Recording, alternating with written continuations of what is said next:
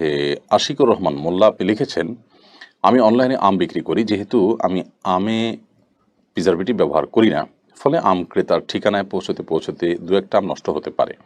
এর ক্ষতিপূরণ কে দিবে, ক্রেতা নাকি বিক্রেতা? খুবই সময়োপযোগী এবং প্রাসঙ্গিক একটি প্রশ্ন। ইতিমধ্যে সাতক্ষীরা অঞ্চলের যে আমগুলো সেগুলো পাড়া শুরু হয়েছে সরকারিভাবে এবং সেগুলো বিক্রি করা শুরু হয়েছে। কিন্তু কিছুদিনের মধ্যে হয়তো রাজশাহীর আমগুলো কেনাবেচা শুরু হবে।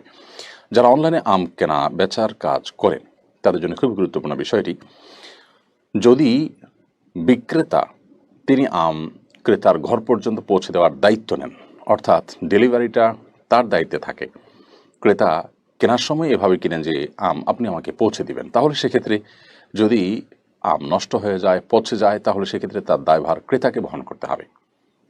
অর্থাৎ যেহেতু আমি ক্রেতা হিসাবে বিক্রেতাকে বহন করতে হবে। আমি ক্রেতা হিসাবে যেহেতু আমি বিক্রেতাকে বলেছি যে আপনি আমাকে আমটা বাসায় পৌঁছে দিবেন, তার বিনিময়ে আপনাকে পার কেজি আমি এত টাকা করে দেবো। ১০ কেজি আম ২০ কেজি আমি অর্ডার করেছি, আপনি আমার বাসায় পৌঁছে দিবেন এই শর্তে। সো বাসায় পৌঁছে দেওয়াটা আপনার দায়িত্বের মধ্যে পড়ে।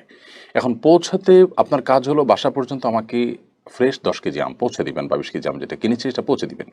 এখন আপনি পৌঁছতে গিয়ে যদি দেখা গেল যে ২-৪টা পচা বা কিছু আম পচা বা অনেক আম পচে গেছে, তাহলে এর দায়টা বিক্রেতাকে বহন করতে হবে। যদি বিক্রেতার দায়িত্ব থাকে ডেলিভারি অর্থাৎ ঘর পর্যন্ত পৌঁছে দেওয়া।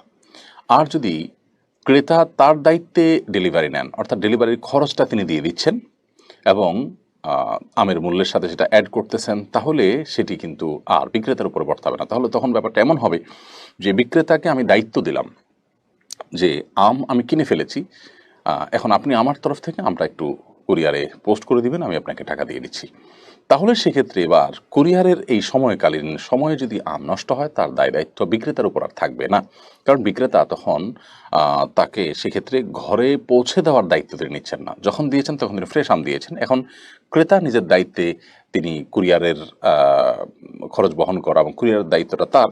সো কুরিয়ারের এই সময়টাতে, অর্থাৎ তাদের এই পরিবহনের সময়টাতে যদি নষ্ট হয়, তাহলে এটা ক্রেতার উপরে বর্তাবে।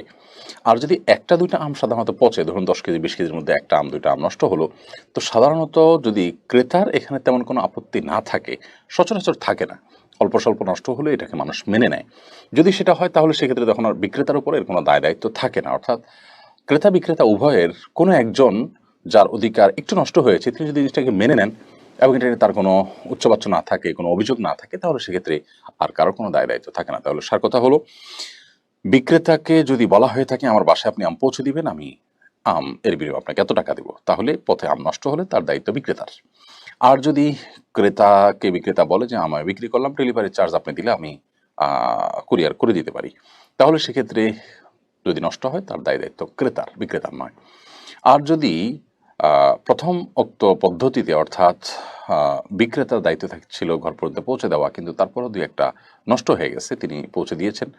এরকম যদি হয়, অল্প-স্বল্প নষ্ট হয়েছে বা যাই নষ্ট হয়েছে, ক্রেতা যদি সেটা মেনে নেন এবং এটাকে সন্তুষ্টচিত্তে তিনি গ্রহণ করে নেন, মনে করুন যে ১-২টা নষ্ট হতেই পারে, তাহলে সেক্ষেত্রে আর বিক্রেতার উপর কোনো দায়-দায়িত্ব থাকে না। অর্থাৎ বিষয়টা হলো যে তাদের মধ্যে যখন মিউচুয়াল আন্ডারস্ট্যান্ডিং হবে এবং কোনো প্রকার অভিযোগের ব্যাপার থাকবে না, তখন অন্যজনের উপর আর কোনো দায়-দায়িত্ব থাকে না।